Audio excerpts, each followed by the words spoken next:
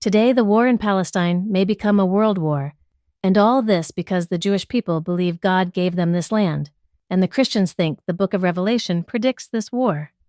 Although there is a pragmatic reason for this war, such as the economic subjugation of the Middle East, yet most people think it is Zionism. I think this war is absurd. I am a Zionist and think Jews should live in Israel. But I think this approach is narrow-minded. The genocide is counterproductive, and Israel has taken the wrong approach to achieve their hoped objective. After you watch this video, make certain to pass it on to everyone you know.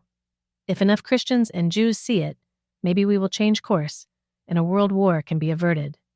This episode will deal with the book of Revelation. The subject of the Promised Land will be for another day. I would like to draw your attention to Santa Claus and how you may have resisted that truth as a child. Revelation is no different.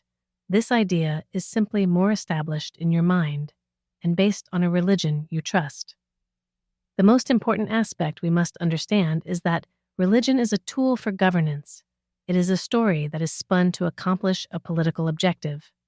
Once created, it is then maintained by a priest class that reinforces the message once a week to an intended population. In 306 AD, Constantine the Great became the first Roman emperor to convert to Christianity. He decriminalized Christian practices and ceased Christian persecution in a period referred to as the Constantinian Shift. He had a religio-political ideology called Constantinianism, which called for the unity of church and state, in simpler terms, a state religion. In 325 AD, he called a council in the city of Nicaea, which brought together bishops from all over his empire to resolve divisive issues and ensure a unified church which met his political necessities. This gave us the Nicene Creed and firmly established the universal Church of Rome.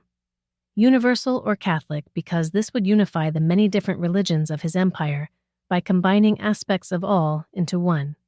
Familiar aspects would be the unknowable God and Trinity of the Greek Platonists, eternal life of the Egyptians, and many elements from both Roman and Greek religio-philosophy. It would have a Jewish backstory and Messiah. One of the largest religions of his empire was the Persian faith of Zoroaster. Zoroastrianism was a monotheistic religion with a single creator God, featuring a cosmology of good and evil, predicting the ultimate destruction of evil in a final battle. Their priests were the Magi, or wise men, the same who followed a star from the east to Bethlehem in search of a newborn king.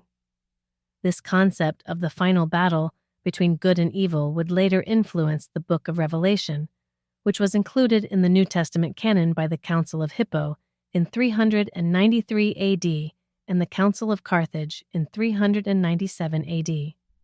In Zoroastrianism, the end of the conflict between good and evil is marked by a final apocalyptic event called Frashokereti. This event signifies the ultimate triumph of good over evil. Here are the key aspects. 1. Final battle.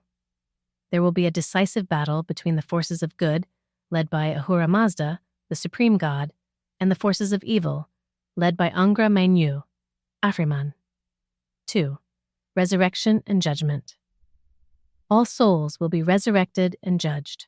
The righteous will be rewarded, and the wicked will be purified. 3. Purification of the world.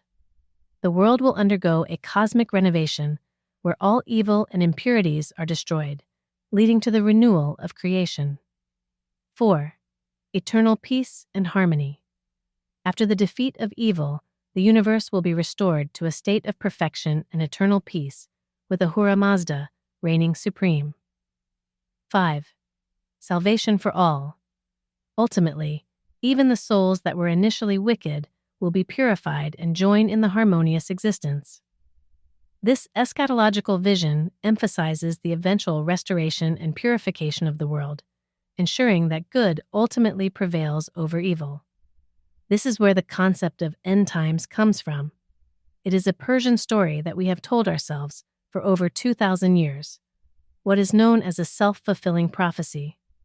Today, in a world of nuclear weapons, We do not need a world war that is produced by zealots who are intent on the total destruction of Earth.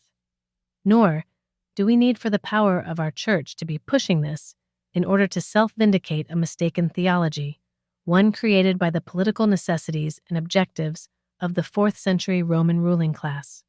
Please study this for yourself. Tell everyone you know, and let's stop this nonsense. Please comment and subscribe. More is available at historyreligionandtruth.com, and thanks for watching.